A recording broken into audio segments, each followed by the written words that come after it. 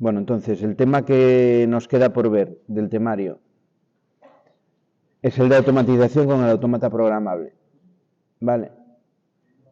Que se puede ver y lo veremos desde el punto de vista tanto de automatización industrial como de domótica, como aplicación en automatización de viviendas y edificios. Bueno, no vamos a llegar a ver todos los contenidos, parte de esto lo vamos a desarrollar, es por lo que vamos a empezar uno de los temas del curso que viene, del módulo de segundo, sobre todo más la parte práctica de la programación propiamente dicha, ¿no? Y una parte final que hay aquí, que es la que pone el GraphSet, que es un método ya específico de representar automatismos, que nos servirá en segundo para instalaciones ya más complejas, donde todo el tema de condiciones de conexión-desconexión nos va a quedar un poquito corto. Pero bueno, vamos a ver la parte del principio, cómo es el autómata, diferencias con el relé programable que habíamos visto hasta ahora, porque realmente es muy parecido, para aplicaciones sencillas es prácticamente lo mismo. Pero cuando nos queremos meter en aplicaciones un poco más complicadas, pues la cosa cambia. Vale. Os dejé ayer en el Classroom, tenéis, os lo voy a enseñar para que veáis. Bueno, os dejé esta publicación de aquí, que tenéis un par de vídeos donde explico lo que voy a comentar hoy, alguna cosa más con bastante más detalle. Se trataría de que los vieseis de aquí al viernes, ¿vale? Me devolvéis la tarea, simplemente es verlos, no hay que entregar nada ni hacer nada, simplemente, una vez que los veis, dar la tarea de devolver, ¿vale? Y aquí tenéis el PDF con los apuntes, con lo que vamos a ver aquí, con lo que vamos a comentar. Sin más.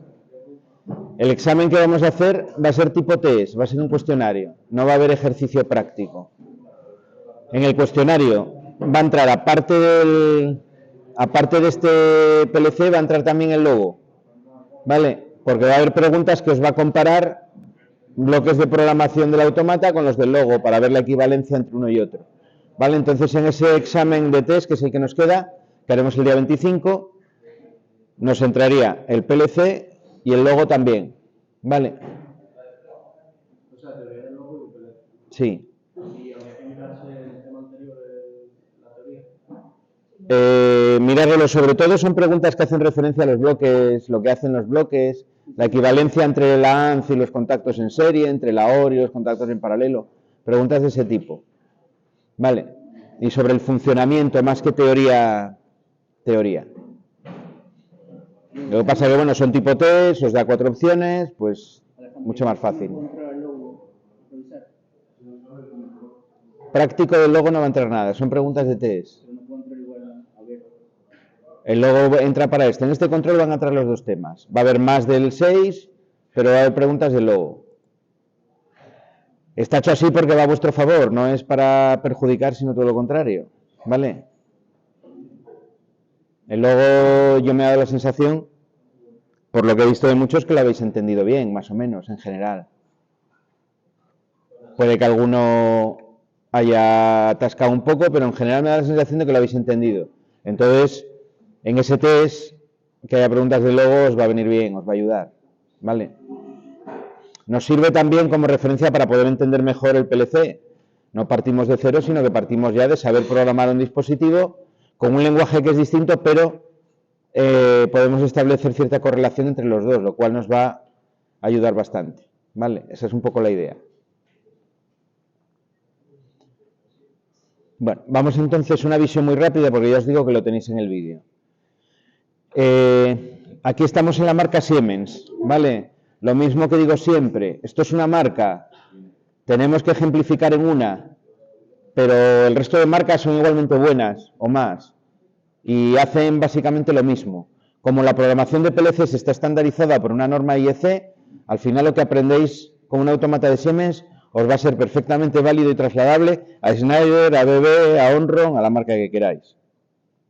Vale, al final son distintos fabricantes que hacen una gama de producto básicamente similar. Al final, ¿qué es un autómata? Que lo habíamos visto ya con el relé. Pues es una placa electrónica de uso industrial pensada para automatización y que es genérica. Es decir, no está pensada para una aplicación específica, sino que se puede adaptar a cualquier instalación que queráis, ¿vale? Es una placa de automatización genérica o una serie de placas, ¿no? Porque son varias tarjetas o varios módulos que puedo acoplar. Nosotros vamos a ver, dentro de la gama de los PLCs, vamos a ver, de la gama baja, ¿no?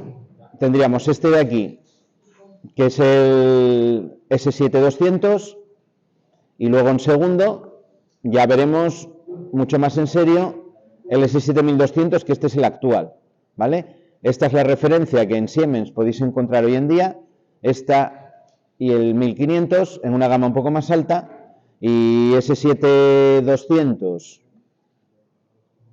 es una referencia, esta es antigua, esa ya no la vais a encontrar, no os la van a vender, ¿vale? Podéis encontrar a través de Siemens del fabricante, si estáis en una instalación que está funcionando y queréis sustituir un módulo o la CPU incluso, bueno, Siemens, si sois buenos clientes, os puede buscar por ahí alguna CPU, algunas tarjetas para haceros el favor, pero ya no se vende, ¿vale? ¿Por qué vamos a trabajar entonces con un autómata que ya no se vende, que está, bueno, podríamos decir obsoleto? Realmente no está obsoleto, pero bueno, es ya de una tecnología un poco más antigua. Porque la programación es igual, es la primera razón, y porque nos va a servir para luego el curso que viene, cuando lleguemos ya al S7200 con el TIA Portal, tener la parte de programación del autómata poco masticada, ¿vale? Y entendida ya. Y tener ese paso ya cubierto. ¿Por qué? Porque el 1200 ya tiene otras cosas en cuanto a la programación que el 200 no tiene, que hay que entender. Se pueden generar funciones internas y bueno, tiene una serie de cosas, de bloques de datos y tal, que si no entiendo lo básico, que es lo que vamos a ver con este autómata, pues no se puede entender. Ahí tenéis, no sé, la pinta que tienen, ¿no? Habíamos visto en el logo el tema de que si son modulares o no son modulares. El que nosotros vamos a ver es semimodular, semicompacto también se llama. Tiene una unidad donde está la CPU, la fuente de alimentación, entradas y salidas, y el puerto de comunicación, y luego se le pueden acoplar más módulos de entradas, de salidas, de comunicación, de lo que quiera, ¿vale? Tenéis en cambio aquí el S7400, que es este grande que hay aquí, que es completamente modular. Tengo por un lado, hay un bloque, una referencia que es la CPU, por otro lado tengo la fuente de alimentación, por otro lado tengo el puerto de comunicación, por otro lado tengo las tarjetas de entrada, de salida, de entrada analógica, de salida analógica, todo por separado. Compongo el conjunto del autómata de acuerdo a la necesidad que yo tenga. Mientras que los que son de tipo semicompacto o semimodular, pues tengo ya una serie de entradas y salidas acopladas que si no las uso, pues me van a quedar libres, sin más. ¿Qué cosa tiene un autómata que no tenga el relé programable?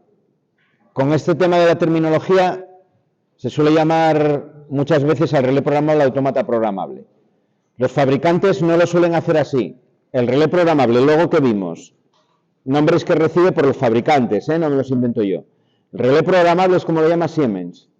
Controlador lógico programable o controlador programable lo llama Schneider, el modelo de ellos que se llama el Celio, y etcétera. Tenéis otra serie de denominaciones, relé programable sobre todo, y controlador programable o controlador lógico, salen bastante. Mientras que el PLC, que al final el PLC si lo traducís del inglés es controlador lógico programable, ¿vale? Es estos dispositivos, o son estos dispositivos que vamos a ver ahora. Sobre todo lo que van a tener, que no tiene el relé programable, muchas más capacidades de trabajar con entradas y salidas analógicas y con valores numéricos internamente. Es decir, yo puedo coger una salida o una entrada analógica, coger su valor numérico y realizar operaciones complejas con ese valor numérico, como si se tratase de un ordenador. Eso me va a permitir hacer cosas como el control que se llama continuo.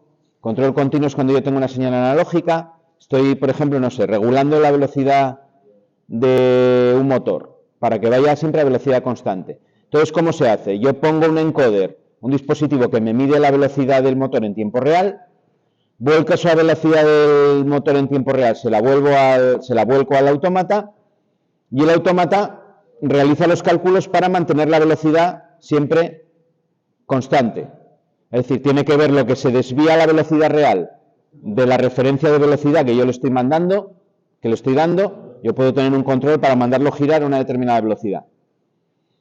Y toda esa desviación él va a calcularla y en función de ello va a acelerar o va a frenar el motor para ajustar de manera continua esa velocidad.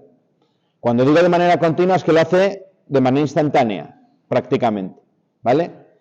Eso está bajo es lo que se llama en automatización la automática o regulación, ¿vale? Los autómatas tienen altas capacidades en ese campo que el relé programable no tiene. El relé programable tiene entradas analógicas, pero las cosas que puede hacer con esos valores son mucho más sencillas. Otra gran diferencia, aquí puedo trabajar con los valores de la placa internamente. Es decir, tengo un lenguaje de programación muy parecido al ensamblador que se utiliza en electrónica.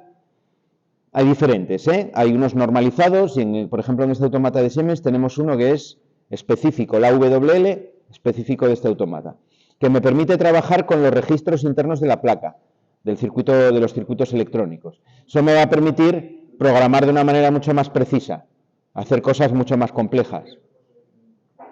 Vale, cosas como coger un valor de una memoria, copiarlo, pegarlo en otro, coger un valor, invertir los bits, no sé, un montón de cosas. Pero puedo trabajar ese nivel interno de la placa, que en el logo ya visteis que no, en el logo era una programación mucho más alejada. Yo tengo entradas, salidas y puedo mediante bloques hacer relaciones entre esas entradas y salidas. Pero no puedo entrar a tocar bits concretos que estén en la memoria. Como mucho, los puedo transmitir. Haremos el curso que viene un trabajo y una práctica que va con la conexión en red.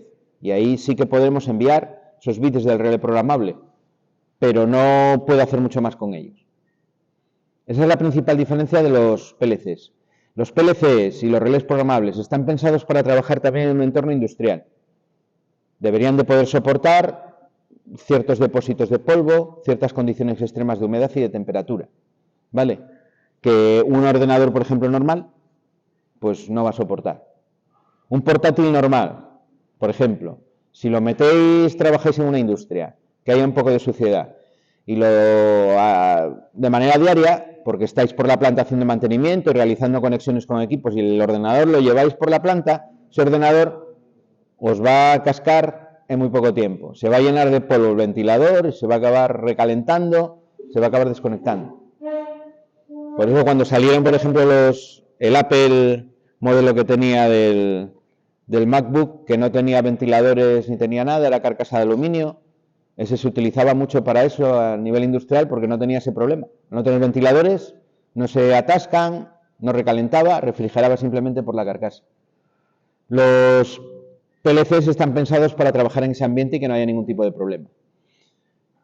El tipo de trabajo interno que tienen y las cosas que se le pueden conectar, muy parecido a los relés programables. Este gráfico o uno parecido se había mostrado en el tema anterior. Yo tengo la CPU, unas tarjetas de entrada, unas tarjetas de salida y luego toda la conectividad de comunicación o de diálogo hombre-máquina, ¿no? Si le pongo una pantalla táctil con la que me puedo comunicar, puedo dar entradas, puedo dar salidas, mostrar información, lo que sea. Vale. Y luego, mediante esas tarjetas de entradas y salidas, es como se relaciona con la planta industrial, que es el proceso que estamos controlando. A las entradas están conectados los sensores que recogen información del proceso a controlar y en las salidas tengo conectados los actuadores que son los que dan órdenes, los que actúan, los que controlan el proceso industrial en el que está metido el autómata. ¿Vale? Sí, funcionaría como un ciclo cerrado, ¿no? Es la manera en la que el autómata controla la instalación. Bueno, la pinta que tiene el que nosotros vamos a ver es esta de aquí. Aquí está sin las tapas que cubren los tornillos. La conexión de los bornes es al revés que el logo. Tiene en la parte superior salidas y en la parte inferior entradas. Están al revés. Hay modelos de muchos tipos, igual que en el relé, de 24 voltios, con salida transistor, con salida relé. El modelo que nosotros tenemos, que es el que tiene salidas a relés libres de potencial, tiene dos principales diferencias en el cableado. La primera, los relés libres de potencial tienen una entrada común para varias salidas. Es decir, la entrada por la que meto la tensión a las salidas es común a 4 o 5 salidas. Depende de las salidas que sean, están agrupadas. Es decir, estoy condenado cuando meto tensión a que haya 4 o 5 salidas que tengan la misma tensión. Si quiero tener salidas a una tensión y a otra, dejaré seguramente salidas libres porque están... Cada vez que meto tensión condeno, ¿no? La conexión interna que lleva, os la dibujo aquí en un momento. Tienen un borne, por ejemplo, que se llama 1L y aquí tengo la salida 0.0, la 0.1, la 0.2 y me parece que llega hasta la 0.3. Vale, pues si yo meto tensión por aquí y meto aquí los 230 voltios, todas estas salidas van a ser a 230 voltios, ¿vale? Porque internamente los relés están conectados de esta manera. Aquí tengo un relé que me iría para la primera salida, aquí tendría otro relé que me iría para la segunda salida, otro relé que me iría para la tercera y otro relé que me iría para la cuarta, que es la 0.3, ¿vale? Por eso, una vez que meto aquí 230, luego habría aquí otro borne 2L para alimentar al siguiente grupo de salidas, que ya podría meter 24 voltios o la tensión que necesite. ¿Vale? Esa es una diferencia con el logo. Y luego otra diferencia. Las entradas son a 24 voltios, no son a 230. Y los 24 voltios salen de aquí. Tiene un borne aquí de 24 voltios, el borne del extremo, que es el cual alimento las entradas. Bueno, esto está bien porque ya la parte de las entradas al menos voy a trabajar con tensión de seguridad, con lo cual bien. Vale, hay que tener cuidado a la hora de cablearlo porque si le meto 230 ahí, lo más probable es que me lo ventile. Vale, entonces, como siempre que tengo un circuito donde me mezcle diferentes valores de tensión, sobre todo valores pequeños como 24, mucho cuidado con la conexión porque os lo podéis cargar. Lo que siempre digo, la regla de oro, cuando voy a conectar algo, tengo que fijarme en los bornes, leyendas de valores de tensión. Tengo que pensar qué valor de tensión estoy conectando también, claro. Si no pienso en qué voy a conectar, no me va a decir nada la leyenda. Mirar el componente, sus valores nominales, a ver si son los esperados también. Ya os digo que un autómata que sea todo de 24 con salidas a transistor, a primer vistazo, salvo que veáis la leyenda que hay en las entradas y salidas, no lo vais a distinguir. Es físicamente igual, por eso hay que fijarse. Bueno, más cosas internas os comento ahí por los vídeos, pero sobre todo una que me interesa recalcar. El tema de las memorias internas que tiene. Tipos de memorias que hay dentro de los autómatas. Tengo la ROM. Hay una ROM que viene grabada ya dentro de la placa, donde está el firmware de la placa, digamos, la que hace posible, o el chip que hace posible que cuando yo arranco ese dispositivo, arranque perfectamente y realice las tareas de arranque que tiene que realizar, ¿no? Para que el autómata pueda funcionar. Es como cuando tenéis en un ordenador la BIOS, que es el que hace capaz que el ordenador arranque, ¿no? Reconoce los periféricos que tiene, pues llama al disco duro para que se cargue el sistema operativo, etcétera, etcétera. Los autómatas tienen exactamente igual una ROM donde viene grabado el firmware del equipo. Esto es importante. Va a ser importante sobre todo cuando veamos el 1200, porque a la hora de programar un dispositivo tengo que elegir el firmware del equipo que estoy manejando. ¿Vale? Tengo que seleccionar la versión que tiene, porque si no lo selecciono correctamente voy a tener problemas de comunicación y demás. La ROM gestiona también a nivel muy básico cuando arranca esa primera comunicación que realiza el equipo con la programadora. Luego tengo memorias EPROM, que son las memorias de solo lectura, pero que se pueden grabar eléctricamente, es decir, puedo grabar información ahí. Ahí es donde voy a guardar el programa, ¿no? Que yo le meta al autómata para gestionar la instalación, vaya guardado en una EPROM, de tal manera que si le quito alimentación y le vuelvo a poner alimentación, el programa va a estar ahí, no se va a borrar. Esa EPROM se mantiene mediante unos condensadores internos que tiene el autómata y se mantiene durante el periodo que puede ser un año y pico, ¿vale? No sé exactamente el periodo, tampoco el fabricante nos lo concreta. Pero bueno, dura tiempo el programa ahí sin borrarse. Luego tengo la memoria RAM. La memoria RAM es la memoria de acceso aleatorio, donde cuando yo desconecto la alimentación se borra. Todo lo que tenía ahí lo pierdo. Cuando el programa está ejecutando instrucciones, todos los resultados intermedios los va guardando en esa RAM, ¿vale? La RAM, digamos que es la memoria que está justo en lo que sería la estructura de la placa electrónica, pegada al procesador, y es la memoria que utiliza el procesador pues para... Bueno, no es exactamente la que está más cerca, porque tendría todavía más cerca la caché, que hace esas veces de buffer de la RAM, ¿no? Donde la información que pasa entre uno y otro se va acumulando, ya sea de entrada o salida, pero bueno, para entendernos sería donde voy guardando esos resultados que el procesador en las operaciones está obteniendo. Y luego dentro de esa RAM tengo ya unas áreas específicas, ¿vale? Y esto es el caso de este autómata, donde las áreas de memoria tienen una dedicación concreta. Tengo memoria de temporizadores, memoria de contadores, memoria de datos. Bueno, lo vamos a ver ahora, diferentes tipos de memoria. Eso es diferente a la gama actual, que es el 1200, que la memoria la gestiona el usuario dinámicamente. Tú, cuando haces un programa, puedes crear en esa memoria un bloque de datos y estructurarlo como tú quieras. Puedes hacer que sea un temporizador, puedes hacer que sea un tipo de dato que tú te inventes, ¿vale? Lo que sea, como, no sé, por si alguien programa en ordenador, ¿no? En algún lenguaje de estos tipo C o tipo Python y demás.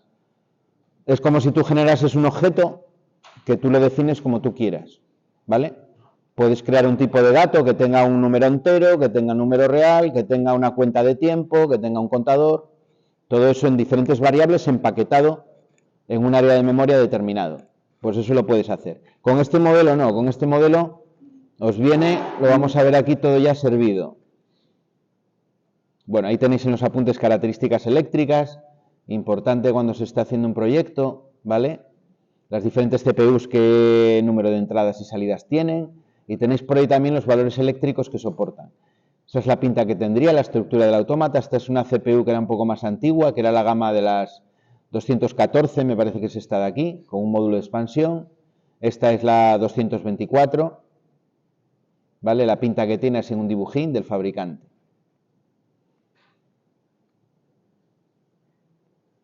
Ahí cómo se acoplan los módulos mediante un cable de bus plano que queda recogido en el lateral cuando los acoplo perfectamente. Y vamos a ver lo que os decía de los temporizadores, que me interesa. Estas son las diferentes áreas de memoria que tiene. Tiene un área que llama de datos y otra área de objetos. Los objetos son esas áreas de memoria que tienen una estructura ya fija. Por ejemplo, los temporizadores. Él guarda posiciones en la memoria de 16 bits para cada temporizador. Uno de los bits de los 16 va a indicar si el temporizador está activado o no está activado. Son solo dos estados, ¿no? 0, 1, 0 desactivado, no activado. Y los otros 15 son los que me guardan el valor de la cuenta de tiempo, el tiempo que llevo contado. Recordando lo que vimos en la unidad 2 de los bits y los bytes y demás, si hacéis la cuenta con 15 bits, sin signo, puedo llegar desde 0 a 32.767, ¿vale? Es el máximo valor que puedo llegar. Si hacéis 2 elevado a la 16, pues debe de ser 32.768. Como quito 1, pues al final, si pongo todo unos, los 15 bits, me llega hasta 32.767. Y alguien dirá, bueno, esos 32.767, ¿qué es? ¿Segundos? ¿Milisegundos? Bueno, depende. Tengo diferentes tipos de contadores. Tengo 3, tengo unos que cuentan con una resolución de milisegundos. Con esos temporizadores podría llegar hasta 32.767 milisegundos, es decir, a 32,767 segundos. Luego los tengo de 10 milisegundos, llegaría a 327 segundos y pico. Los tengo de 100 milisegundos, que es los más que tengo, que llegaría a 3.267,7 segundos. Eso es lo máximo que con un temporizador en este autómata puedo temporizar. Alguien dirá, joder, es muy poco, no llega a una hora, ¿no? Una hora son 3.600 segundos, me quedo bastante corto, ¿vale? Pero se puede asociar con un contador. Si yo quiero contar horas, yo pongo un temporizador que me cuente, por ejemplo, 60 minutos, el tiempo equivalente a 60 minutos, bueno, a 60 minutos no, porque decimos que no llega la hora, pero puedo contar, por ejemplo, un minuto. Y cada minuto puedo ir incrementando un contador que cuando llegue a 60, a su vez, me incremente otro contador. Con eso podría contar minutos y podría contar horas, ¿vale? Jugando con diferentes temporizadores y contadores puedo contar el tiempo que yo quiera. De igual forma, dentro de la memoria de objetos tengo contadores que funcionan de manera muy similar, los valores donde guardo las entradas analógicas, el valor numérico que la placa está leyendo, las salidas analógicas, el valor que voy a volcar a las salidas lo guardo también en una memoria.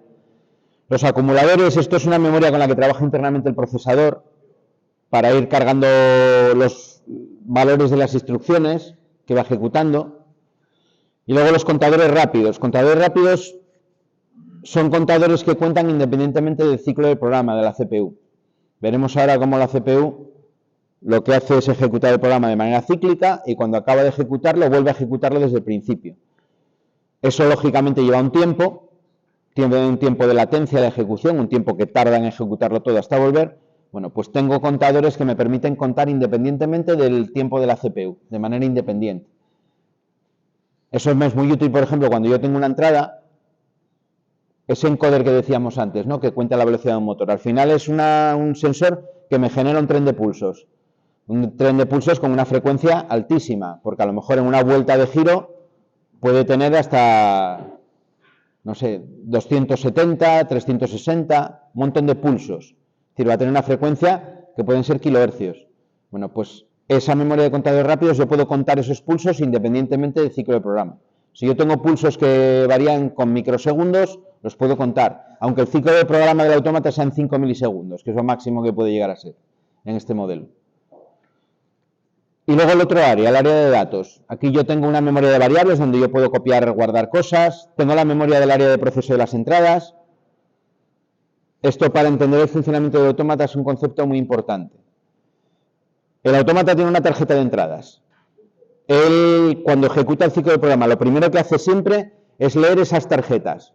Es decir, tengo una memoria que se va a encargar a través de un bus de leer qué valor tengo en la electrónica que tengo conectada en esos bornes, ¿no?, del autómata. Va a detectar si tengo 3,3 voltios o tengo 0 voltios. Al final, creo que este autómata es de tecnología CMOS. En electrónica hay dos tecnologías que son CMOS, básicamente, hay más, pero las más usadas en este tipo de dispositivos.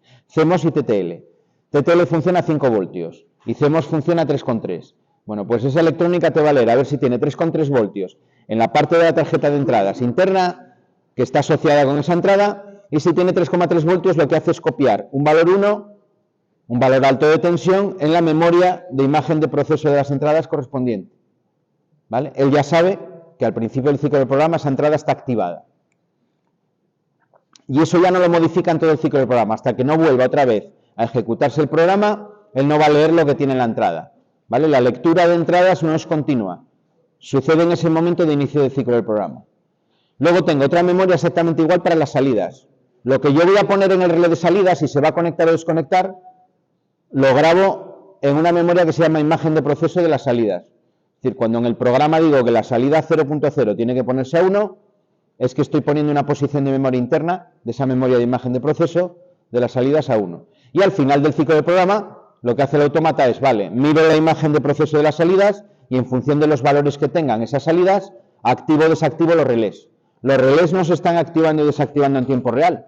Se activan o desactivan solo al final del ciclo del programa. Si tengo el programa muy grande y va muy lento, lo más lento que puede llegar a ser son 5 milisegundos según el fabricante. Es decir, cada 5 milisegundos sería cuando miran qué valor tienen en la memoria de imagen de proceso de las salidas y me conectan o me desconectan los relés. ¿Vale? Luego tengo marcas internas, que es una memoria muy similar a las salidas, pero que no tiene un relé asociado. Es simplemente para guardar yo valores de activación o desactivación. Y las marcas especiales, que es una memoria que tiene el autómata donde la placa pone determinados valores que me pueden ser útiles. Por ejemplo, dentro de esas marcas especiales hay una marca, un bit, que está parpadeando con frecuencia 1 hercio. Medio segundo encendido, medio segundo apagado.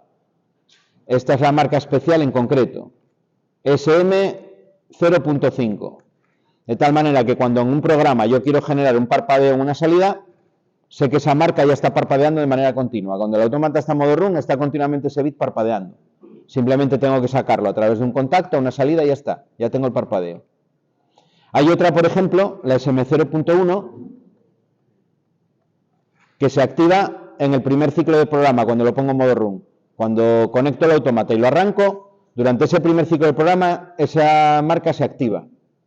¿Para qué me puede servir? Si yo tengo que hacer una rutina de inicialización de una máquina, es decir, cuando la conecto, tiene que ponerse las partes móviles en una determinada posición o tiene que hacer alguna comprobación de seguridad, lo hago con esa marca. En el programa le diré que cuando esa marca está activa, pues que me vaya a una subrutina o a otra parte del programa para hacer esa rutina de inicialización. Por poneros ejemplos de usos que tiene eso. Bueno, todo esto es una diferencia también con el relé programable. En relé programable no puedo acceder a memorias concretas del dispositivo. ¿Cómo se organizan todas esas memorias? El otro concepto que diferencia un poco del relé programable. Bueno, yo aquí voy a poder acceder a los datos en diferentes formatos. Ya no estoy sujeto solamente al bit, sino que puedo manejar bits, por supuesto, pero puedo manejar también bytes, puedo manejar palabras y puedo manejar doble palabra, que son las unidades básicas de información que tengo en los PLCs. Esto es bastante común entre marcas también, no solo del de Siemens, sino que está también estandarizado. La unidad fundamental dentro de los autómatas de información suele ser el byte. La memoria se organiza en bytes. De hecho, todas las referencias de direccionamiento es cuando yo busco un determinado valor en la memoria. Todo ese direccionamiento, es decir, saber dónde tengo el dato y llamar esa posición en concreto, se realiza en base al byte. Por ejemplo, los bits, cuando yo quiero llamar un bit determinado, siempre voy a dar el número de byte, por ejemplo, el byte 0, punto, y luego el número de bit, por ejemplo, el bit 7, ¿vale? Esto puede ser de la imagen de proceso de las entradas. Si son entradas, al igual que en el relé programable, utilizamos la letra I latina, ¿no? Y 0.7 sería la entrada 0.7, o mejor dicho, el byte 0.7, el bit 0.7 de la imagen de proceso de las entradas. O el bit 7 dentro del byte 0, ¿vale? Esto sería el byte y esto sería el bit. Esto también es diferente al logo, ¿no? En el logo, en el relé programable, las entradas eran I1, I2, I3, así hasta la I24, que era la máxima que podía tener. Aquí las entradas van, las que son digitales o binarias, desde la 0.0, luego tendría la 0.1, así, hasta la 0.7. Luego cambiaría de byte, porque como todo solo tengo 8 bits en un byte, tengo desde el 0 hasta el 7, luego vendría la I1.0, ¿vale? La 1.1 y así hasta la 1.7, ¿vale? Luego vendría desde la 2.0 hasta la 2.7, desde la 3.0 hasta la 3.7, ¿vale? Nunca voy a tener una entrada que sea algo como esto, por ejemplo. Esto no existe, ¿vale? Aquí como mucho puedo llegar hasta el 7 máximo, porque cada byte tiene 8 bits. Primero doy el número de byte y luego el número de bit dentro de ese byte. Así es como se direccionan los bits dentro del autómata. Esto da igual que sean entradas, que sean salidas, que sea la memoria de datos. A cualquier valor de bit que yo quiera acceder, accedo con ese formato. Ese formato es lo que se llama el direccionamiento. Luego, si quiero acceder al byte entero, hay veces que me puede interesar coger a bloque las entradas. Imaginaos que en un programa yo quiero mirar qué estado tienen las entradas.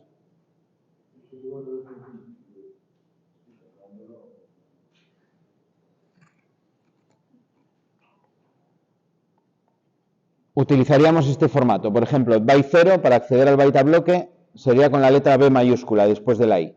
Si fuesen entradas, ¿no? Esto podría ser entradas, salidas, ¿vale? Tengo operaciones que me permiten manejar valores de byte de 8 en 8 bits a bloque.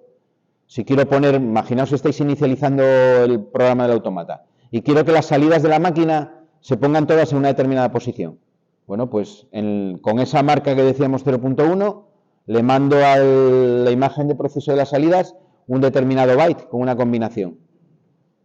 Ya está, pongo todas las salidas en un determinado estado. La máquina se pone en posición de empezar a trabajar. Luego tengo el formato de palabra, que lo que utilizo es la W, y doy como referencia el primero de los 2 bytes. Sería para acceder a 2 bytes, es decir, 16 bits, y doy la dirección del primero que va a ser el más significativo, ¿vale? Si pongo, bueno, lo tenéis explicado aquí. Esta sería la palabra, ¿vale? Cojo 16 bits y el primero que doy es el byte más significativo, que sería el 0, y si tengo esta referencia, cogería el 0 y el 1, ¿vale? Es decir, toda esa palabra me iría desde el 0.0 0, que sería el más significativo, hasta la I1.7, que sería el menos significativo. ¿Vale? Todos esos bits a bloque. Y luego lo mismo con la doble palabra. La doble palabra se utiliza la D, ¿vale? Y le doy el byte más significativo. De esos 4 bytes que tendría la doble palabra, le doy el más significativo. ¿Para qué vemos todo esto? Bueno, los temporizadores, por ejemplo, manejan este formato, ¿vale? 16 bits. Entonces, bueno, hay que tener en cuenta a veces, al hacer operaciones en el autómata, todo ese valor. Y luego el curso que viene, cuando veamos el 1200, el TIA Portal, que es el software de programación, vamos a poder trabajar con esos valores. De hecho, yo voy a poder generar diferentes tipos de datos, según me interese, entonces tengo que ser consciente de los tamaños, de los formatos y demás. Eso es por un lado lo que llamamos el direccionamiento. Y luego voy a tener, que no vamos a entrar en detalle de ello, pero lo voy a tener también, lo que es los formatos de los datos. Yo dentro de una doble palabra, por ejemplo, puedo tener un número real o puedo tener un número entero. Puedo tener, bueno, los números enteros suelen guardarse en una palabra, simplemente. Vale, una cosa es el tamaño y otra cosa es el formato que yo le doy a esa información que pongo delante. Pensar que con el autómata puedo realizar operaciones matemáticas también. Entonces el formato de los datos es algo que es importante saber.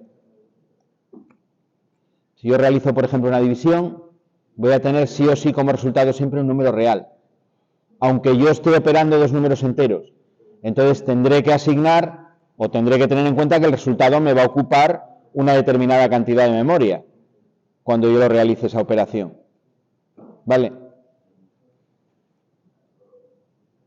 Las divisiones normalmente siempre el resultado en cualquier programación que veáis de cualquier autómata o en programación en ordenador también, aunque yo divida números enteros, el resultado suele ser siempre un real. En la división hay operaciones que tienen una raíz cuadrada o cosas por el estilo. Bueno, ahí tenéis explicado también en los apuntes todo eso otra vez, ¿no? Lo de direccionamiento y demás. Pensar en esto, por tener una idea un poco más intuitiva, el direccionamiento de bit, como si fuese el casillero de un hotel. Creo que cuando empezamos el logo algo comentamos de esto, donde tengo primero la planta, que sería el byte, y dentro de esa planta o ese byte tengo el bit, que sería el número de habitación. Los hoteles pues suele ser la planta de abajo la 1, la 2, ¿vale? Pues aquí lo mismo, lo que pasa es que empezamos por la 0, la planta de abajo es la 0, luego tendría la 1, la 2, etcétera. ¿Vale?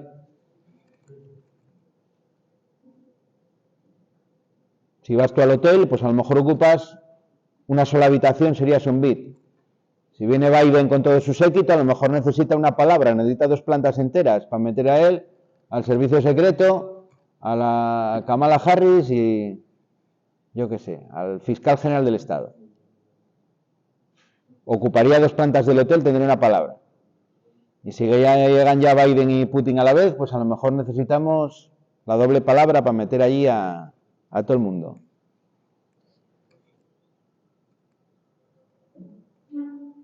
Bueno, el cableado que lo comentamos también, lo miráis ahí. Diferencias esos valores que van conectados, o esos relés que van conectados al mismo valor de tensión, y los 24 voltios de las entradas, ¿vale? Valores eléctricos. Bueno, todos son los vídeos que os dejé y lo tenéis mucho más detallado, ¿eh? Y una cosa que os quería comentar antes de acabar y pasar al trabajo de taller. El tema del ciclo de programa.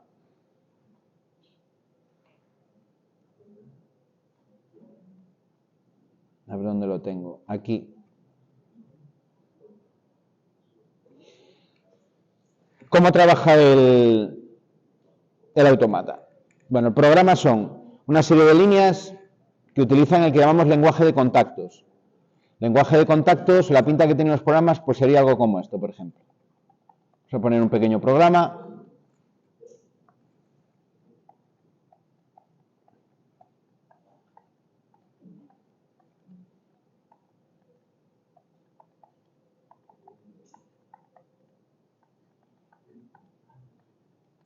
Por ejemplo, se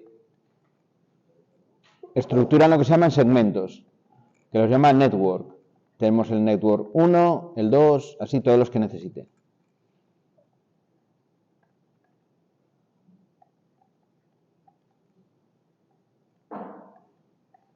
Por ejemplo, un programa, esto es una chorrada, pero bueno, para ver un programa. Tienen esa pinta. Esto es equivalente en lógica cableada a un contacto abierto y esto de aquí es equivalente a un contacto normalmente cerrado. ¿Vale? Esto de aquí es equivalente a la bobina. Es decir, es un lenguaje de contactos que utiliza simbología americana. Esta es la simbología de contactos que se utiliza en los esquemas eléctricos en Estados Unidos. Y con eso se hace el programa. Esto es lo que está normalizado en las normas IEC para la programación de PLCs. ¿Vale? Los esquemas, en vez de ser de arriba hacia abajo y de izquierda a derecha, ¿vale? Como nuestros esquemas cableados, por ejemplo, si yo tengo esto de aquí, que sería el relé autoenclavado, el esquema va de arriba a abajo y de izquierda a derecha, ¿no? Es como trazamos el esquema. Pues aquí van de izquierda a derecha y de arriba a abajo. Es decir, van en horizontal. Este esquema de aquí, si vemos la equivalencia en contactos, en lógica cableada, sería este esquema de aquí, ¿no? Tendría dos contactos abiertos en serie con una bobina. Esa columna sería el primer segmento que yo tengo en el programa y el segundo sería un contacto cerrado con otra bobina. ¿Vale? Esto es equivalente a eso de ahí. Esa es la pinta que tiene la programación. Puedo también entonces partir de un esquema cableado que yo tenga y convertirlo a programa del autómata. Con las mismas reglas que hacíamos con el logo, cojo todos los contactos normalmente abiertos en las entradas. Y la lógica de la negación del contacto del cableado la meto aquí en el programa, ¿no? Estaría en ese contacto de ahí. También hay el set y el reset, que no solemos manejar en lógica cableada. El set y el reset, pues, se haría por separado en este caso. La bobina de set va por un lado. Por ejemplo, si quiero poner una entrada a 1 y tengo otra operación que es la bobina de reset, que sería para apagar, ¿vale? Que tendría esa pinta de ahí.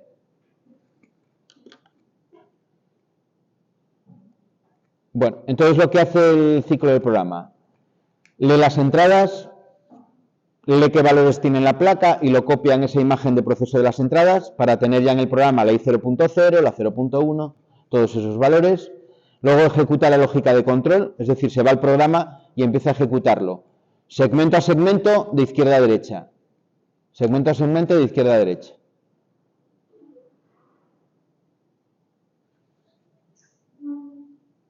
Cuando llega abajo del todo, cuando ejecutó ya el programa concretamente, procesa las peticiones de comunicación. Si tiene que volcar un valor a través de la red a otro autómata, o tiene que leer valores por un puerto de comunicación, lo hace al final del ciclo del programa.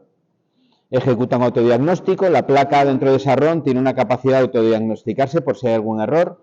Las comunicaciones normalmente llevan siempre en el telegrama que se manda, en esa información binaria, una serie de bits que son de verificación, que normalmente es a través de sumas. Tiene que sumar pues par o impar, dependiendo de que esté bien o mal. Entonces tiene que cuadrarle esa suma con lo esperado, ¿no? Verifica también que todos los valores eléctricos de la placa son correctos y demás para darme un mensaje de error si fuese necesario. Y finalmente coge la imagen de proceso de las salidas, tal como la haya dejado la ejecución de este ciclo de programa, y la copia en los relés de salida. Ese es el ciclo de programa del autómata. Y volvería a empezar. Una vez haya ejecutado esta última operación, vuelve a leer las entradas, vuelve a ejecutar un programa. Es decir, el autómata funciona de manera cíclica, está continuamente trabajando. El programa se está ejecutando continuamente. No todos los equipos electrónicos que se pueden utilizar para automatización trabajan así. Hay equipos que simplemente reaccionan, ejecutan el programa cuando una entrada se activa. Es decir, no son cíclicos, sino que funcionan con eventos. Si una entrada se activa, ejecutan determinado programa. El autómata también puede tener ese funcionamiento, ¿eh? Tenemos lo que se llaman interrupciones, que es un circuito electrónico que tiene dentro, que está siempre pendiente de la entrada que yo le diga, y cuando esa entrada se activa, interrumpe la ejecución del programa y ejecuta otro código específico para esa entrada. Se utiliza mucho en funciones de seguridad. Si yo tengo, por ejemplo, una seta de emergencia y quiero parar el proceso de manera, vamos, al microsegundo, utilizo una interrupción y entonces se deja de ejecutar el programa y paso a hacer otras cosas, que pueden ser parar la instalación, hacer una verificación. Vale, lo que sea. Vale. Vamos a dejarlo por ahí aquí. El próximo día os explico la programación. Vale.